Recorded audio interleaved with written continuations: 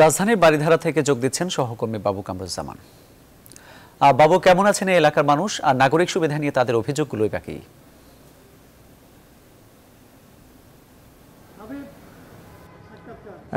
ধন্যবাদ আপনাকে। আমরা আজকে রাজধানীর অভিজাত এলাকা অর্থাৎ বাড়িধারার কূটনৈতিক এলাকায় কিন্তু আজকে অবস্থান করছি এবং এই এলাকায় কিন্তু খুবই নিরিবিলি এবং বসবাসের জন্য আমরা জানি যে অনেক বেশি নিরাপদ এবং সুন্দর একটি জায়গা, পরিকল্পিত জায়গা। তারপরেও কিন্তু সমস্যার বাইরে নয় এবং এই মুহূর্তে আমরা কূটনৈতিক এলাকার 10 নম্বর সড়কে অবস্থান করছি।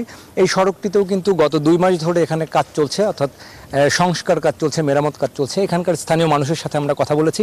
তারা বলছেন যে এখানে কিন্তু বর্ষাকালে বেশ পানি জমে যায় এবং তাদের যাতায়াতের ক্ষেত্রে বেশ ভোগান্তিতে পড়তে হয়। এবং এখানে আপনি দেখতে পাচ্ছেন যে অনেক জায়গায় কিন্তু আসলে এখানে নির্মাণ কাজগুলো চলছে। তো এখানকার একজনের সাথে আমি সংক্ষেপে একটু খালি জানতে চাইবো যে এখানকার মূল সমস্যাগুলোকে আপনি একটু বলবেন, যে সংক্ষেপে যে আপনারা তো এখানে দীর্ঘদিন থাকেন, কি সমস্যা আসলে? সমস্যা আসলে এখানে আপনার মানে রাস্তায় পানি জমে যায় বর্ষার সময় আসলে, মানে মানুষ চলাচলতে সমস্যা, আবার গাড়ি চলতে সমস্যা। তারপর এখানে পাশেই মসজিদ আছে। এখানে যে কাজ চলছে এটা অনেক দিন ধরে? হ্যাঁ, 2 মাস হয়ে গেল প্রায়। শেষ হচ্ছে না? হ্যাঁ, কাজ করতেছে, হ্যাঁ একটু স্লো। আচ্ছা, ধন্যবাদ আপনাকে।